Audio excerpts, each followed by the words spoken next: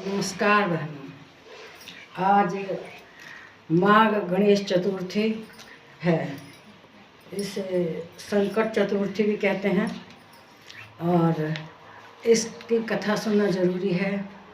और मैं यह कथा इस समय इसलिए सुना दे रही हूँ कि शाम को जब आप पूजा करेंगी तो ये कथा ज़रूर सुनिएगा। इस कथा का बहुत महत्व है, तो बहनों से अनुरोध है कि शाम के समय इस कथा को जरूर सुनिएगा। कथा शुरू करते हैं। माँ गणेश चतुर्थी व्रत कथा। पार्वती जी बोली, माँ के महीने में किस नाम से और किस प्रकार गणेश्वर की पूजा करनी चाहिए और कौन सा नैवेद्य चढ़ाना चाहिए। श्री गणेश बोले, माघ महीने में भालचंद्र नाम से गणाध्यक्ष को षडोपचार से पूजा करनी चाहिए। तिल के 10 मोदक बनाकर 5 गणराज्य को और 5 ब्राह्मण के लिए अर्पण करें। ब्राह्मण की देव श्रद्धा से पूजा करें, यथाशक्ति दान दें और 5 मोदक देवें। स्वयं भक्ति युक्त होकर 10 मोदक खाएं। इस संबंध में राजा हरिश्चंद्र का इतिहास कहता हूँ, सुनो। पहले समय में सत्यवादी ब्राह्मण भक्त हरिश्चंद्र प्रतापी राजा हुए। उनके काल में न कहीं अधर्म सुनाई देता था, न कोई दुखी रहता था, न दरिद्री रहता था, न कोई रोगी, न कोई अल्पायु रहा। उनके राज्य में ऋष्य शर्मा नामक एक तपस्वी ब्राह्मण रहा करता था। उसकी पत्नी पुत्र की रक्षा थोड़े ही समय में उसके एक पुत्र हुआ। देवयोग से ऋष्य शर्मा मर गया। पत्नी पुत्र की रक्षा करने लगी, भीख मांग कर लाती और किसी तरह पुत्र का लालन पालन करती। यह संकट चतुर्थी का व्रत करने लगी।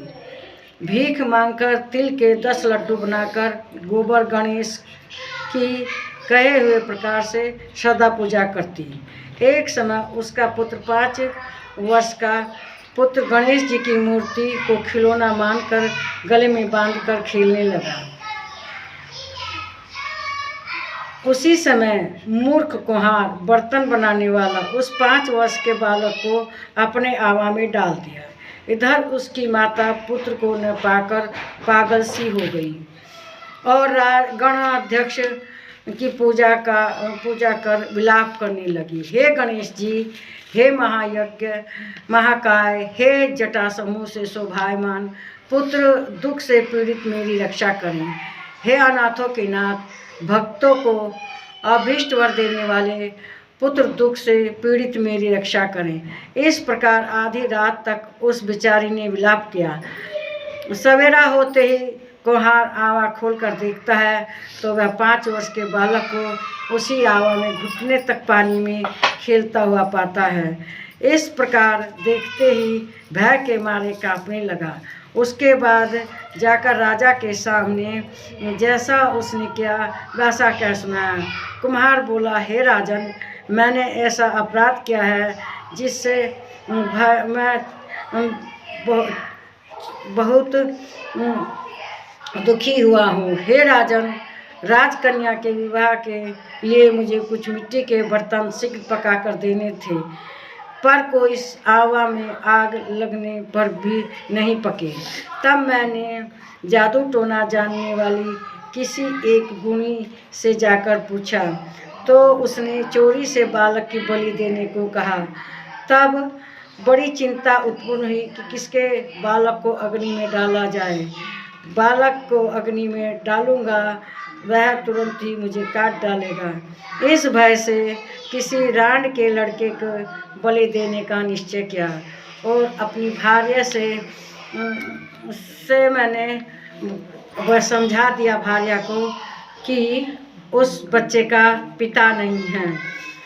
वह ऋषि शर्मा नामक ब्राह्मण मर गया है। उसका लड़का 5 वर्ष का है। उसकी विधवा माता भीख मांगकर अपना पुत्र का पालन करती है।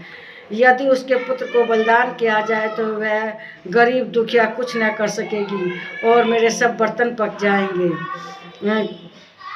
फिर मैंने बालक को खेलते हुए पकड़कर आवा में डाल दिया। सुखपूर्वक रात भर सोया। सवेरा होते ही आवा के बर्तन पके या नहीं, यह सोचकर आवा खोलकर देखता हूँ तो जिस अवस्था में बालक को वहाँ डाला था उसी अवस्था में उसको वहाँ निर्भर देख मैं भयभीत हुआ और यहाँ आया हूँ। इस प्रकार उसके वचन सुनकर राजा चकित हुआ और स्वयं आवे के पास जाकर खेलते हुए बालक को देखा। उसने अमावस्या से कहा, यह कैसी बात है और यह बालक किसका है और निश्चय करो। इस आवा के भीतर घुटने तक पानी में कमल की भांति सुशोभित हो रहा है और इसको किसी प्रकार का भय भी नहीं है। जल में वैदुर्य मणि के समान दूर्वा से कैसे प्राप्त हुई। इस दरिद्र बालक को न डाह है, न क्षुधा है, न पिपासा है, घर की तरह निर्भर होकर खेल रहा है। राजा के इतने कहने पर रोती कलपती वह ब्राह्मणी भी वहाँ पे पहुँची और अपने बालक को देखकर उसे उठाकर छाती से लगाया, चुंबन किया और रोती कलपती हुई राजा के आगे बैठ गई। राजा हरिश्चंद्र बोले, हे बाली, हे ब्राह्मणी, अग्नि से ने इसे बालक को क्यों नहीं जलाया? क्या तू कोई जादू टोना जानती है अथवा कोई उग्र तप करती है? ब्राह्मणी बोली, हे राजन, मैं ना चेटक जानती हूँ, न धर्म जानती हूँ, न मैंने कोई तप किया है। योग से न कोई दान देती हूँ और न विधान किया, न बलिदान किया। हे राजेंद्र, मैंने केवल संकट नाशन गणेश का एकमात्र उत्तम व्रत किया, जिसके प्रभाव से मेरा बालक कुशल से है। इस प्रकार उसका वचन सुनकर राजा ने कहा कि हे व्रत मुझे सम्मत है, यह व्रत मुझे सम्मत है, मेरी सारी प्रजा इस व्रत को करे। हे भारत, इस प्रकार राजा ने उसकी परिक्रमा कर कहा कि हे ब्राह्मणी, तू धन्य है कि तेरा संपूर्ण प्रजा को गणाध्यक्ष की पूजा का प्रारंभ किया।